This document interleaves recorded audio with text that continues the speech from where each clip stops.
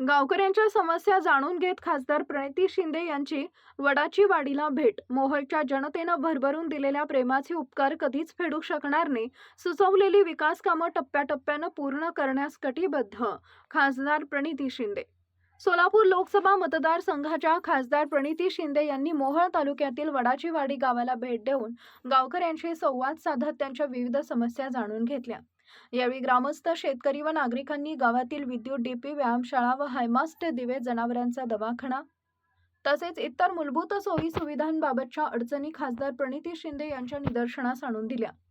गावकऱ्यांनी मांडलेल्या विविध प्रश्नांची माहिती घेऊन खासदार प्रणिती शिंदे यांनी संबंधित समस्या सोडवण्यासाठी आवश्यक पाठपुरावा करण्याचं आश्वासन दिले.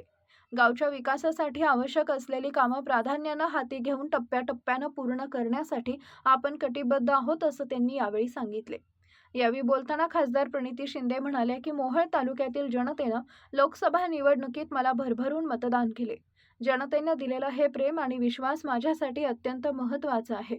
तुमचे हे उपकार मी कधीच फेडू शकणार नाही. मात्र जनतेनं सुचवलेली विकास कामं पूर्ण करण्यासाठी प्रामाणिकपणे आणि सातत्यानं प्रयत्न करत राहणार आहे.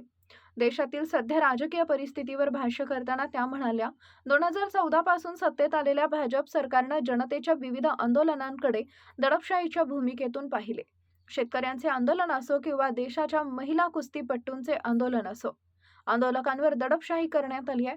जंतर मंतरवरील विद्यार्थ्यांच्या आंदोलनातही विद्यार्थ्यांवर कारवाई करण्यात आली. लोकसभा विरोधी पक्षनेते राहुल गांधी यांनी छात्रों की गूंज या माध्यमातून पेपरफुटीच्या प्रश्नांवर विद्यार्थ्यांच्या हक्कासाठी पहिल्यांदा देशव्यापी आवाज उठवला.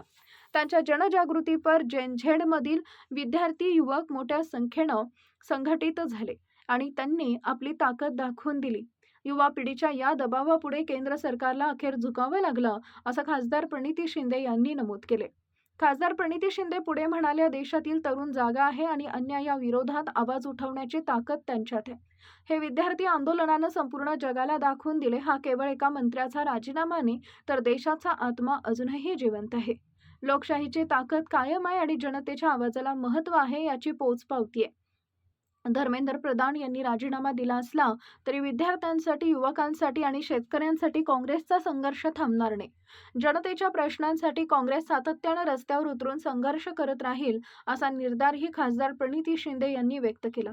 या गावभेटी दरम्यान सरपंच अशोक बचुटे, मोहोळ तालुका काँग्रेसचे अध्यक्ष सुलेमान तांबोळी, जिल्हा काँग्रेसचे उपाध्यक्ष राजेश पवार, जिल्हा समन्वयक मनोज येलगुलवार, अमृतलिंग नायकवाडी, अरुण डोंगरे, सुहास म्हामाने, सिद्धेश्वर म्हामाने, सिद्धेश्वर बचुटे, रामेश्वर चव्हाण, सुनील खडके, दत्तात्रय सावंत, निलेश जरग, आकाश कानगुडे, अमित घाटे यांच्यासह ग्रामस्थ, शेतकरी, युवक आणि नागरिक मोठ्या संख्येनं उपस्थित होते.